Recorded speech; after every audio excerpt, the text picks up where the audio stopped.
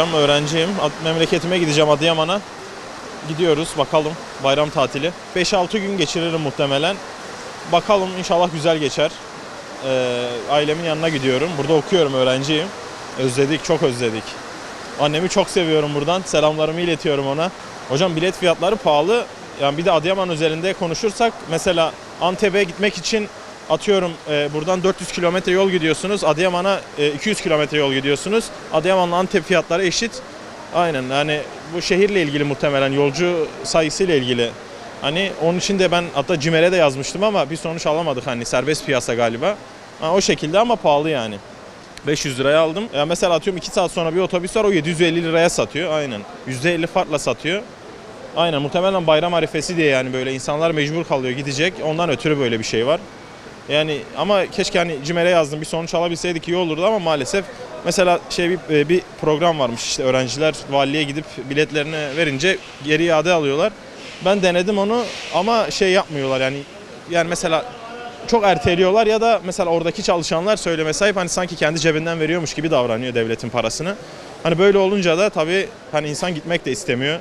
Böyle minnet ediyormuşsun gibi hissediyorsun. Halbuki kendi valiliğin, kendi yaşadığın şehrin valiliği ama çalışanlar öyle davranmadığı için böyle bir sonuç ortaya çıkıyor. Dicle Üniversitesi Tıp Fakültesi 6. sınıf öğrencisiyim. Memlekete dönmek üzere otogara geldim.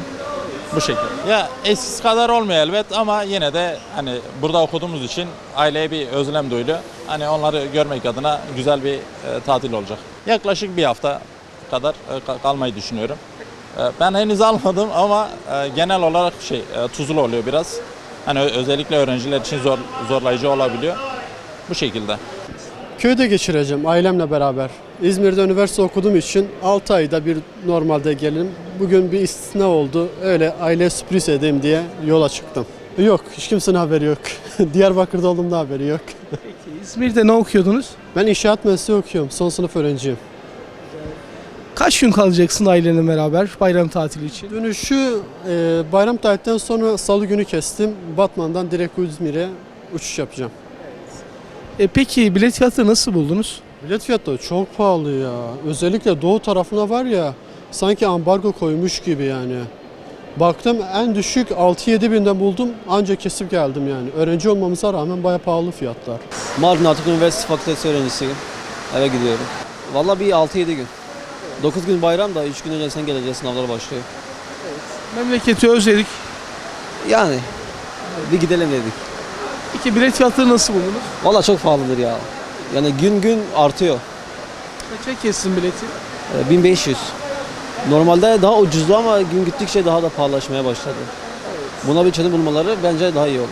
Umut var abi, nasıl yok abi. Bugünlere de şükür yani. Diyarbakır'dan Maraş'a gidiyoruz. Maraş, Hatay. Tabii ek seferlerimiz açılmış. Yok, o gelişte var, gidişte yok. Gidiş boş. Yani ne zaman bu kritik dursa, bu kriz dursa o zaman başlayacak Allah'ın izniyle.